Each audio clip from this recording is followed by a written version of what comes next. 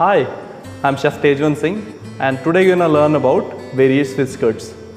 As it is very important for a chef to know how to cut a fish. For any professional, it's very important to know the basic fish cuts. So before starting with the cuts, we'll go to check the freshness of the fish, how to check a fresh fish, how to buy a fish. So when we are buying a fish, there are 3 points which should be covered before buying the fish. It's the freshness of the fish, how to check the freshness of the fish. The very first point is you press the fish from the skin. When you press the fish, if it's come back, bounce back, the tactical term which we use, the bounce back, if the skin comes back, it means the fish is fresh. If it does not, then you should not buy the fish. The second point is you should check the gills of the fish. Those should be red in color, not pale in color. It should be always red in color, so it shows the freshness of the fish. So again, if you can see the gills of the fish. The third point is the eyes.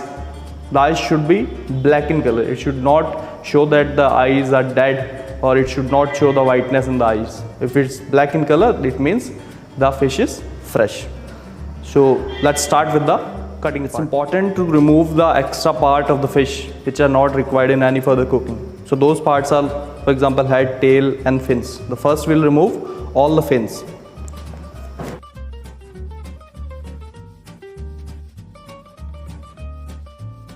After removing the fins, we'll remove the head part of the fish.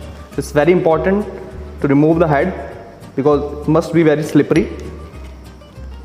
So as you can see, we've removed the head. Keep aside. So the next part we'll do is we'll take a very first cut, which is known as the darne. Now from where the darne should be, it's a very important point that from where the darne should be. It should be with the bone and with the skin. So we'll cut from here. Before cutting, make sure the larger part should be on your hand. You don't slip and you should remove those extra fatty part of the fish. Because you can't add much of fat to any preparation you're making. So remove the fat part. Now I will make a darne cut.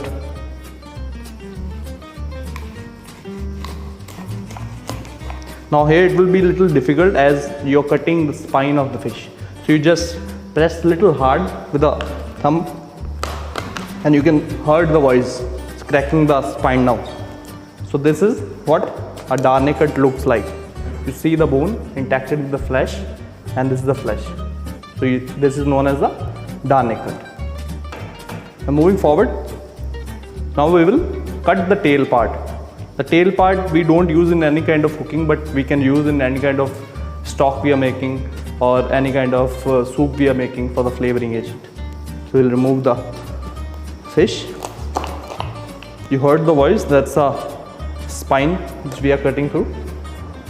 Now the part is we will remove the fillet of the fish. So important is this is the spine of the fish. As you can see, this is the spine of the fish. You just with a sharp knife you cut straight down, straight down to the tail, from the head to the tail. You'll feel the spine over there. You'll feel the ribs of the fish over there. If you can hear the voice, these are the ribs of the fish. Now with a little fraction of the fish, you just cut the fillet. As you can see, the hand should be on the flesh so you don't slip and don't cut your hand. And you just go through without wasting much of the flesh.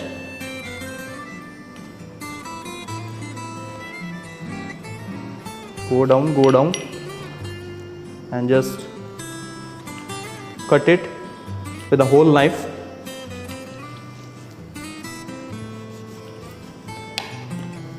As you can see, I have cut it from the bone and now I will remove with the help of the edge.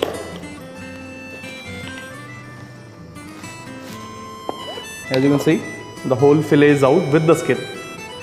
With the skin, the whole fillet is out. As you can see, I have not wasted much of the flesh. the bones can be visible from there. The same process I will be repeating on the other side as well. From the fish, we will remove the skin.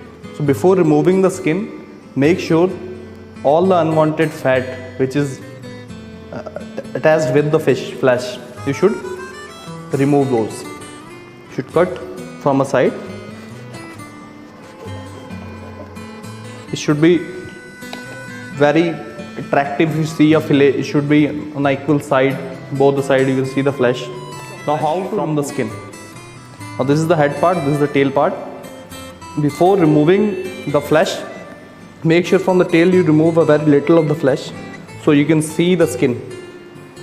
As you can see the skin from the very end part of the tail. Now with a very sharp knife you just go down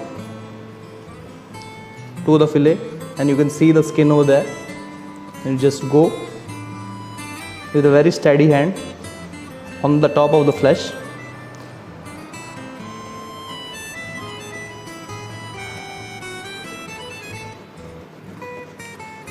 And at the end, just go through and remove the skin of the fish, and you can see the skin and the fillet has been removed very nicely. No wastage should be on the skin part.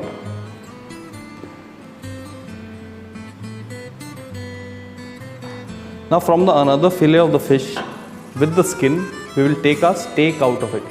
The steak which is very famous in any of the continental cuisine. So with the skin I will remove this part of the fish. As you can see, it is with the skin. So from the center of the skin, I will just make a cut, but I will not cut the skin of the fish, and I will just fold it down.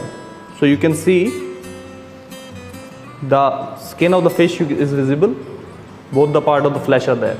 So you can just roast and serve it to the guest. So this is the steak part. Now I will make some goujons. Now how the goujons are being made, you can use any of the smaller flesh part of the fish. For example, I am using this tail part. So you just go down there, you cut this tail part. Goujons are also known as fish fingers. When you go to a restaurant, fish and chips is a very famous dish. You just cut those to a finger size. To a finger size. Those are very easy to cook. With a fraction of second it can be fried.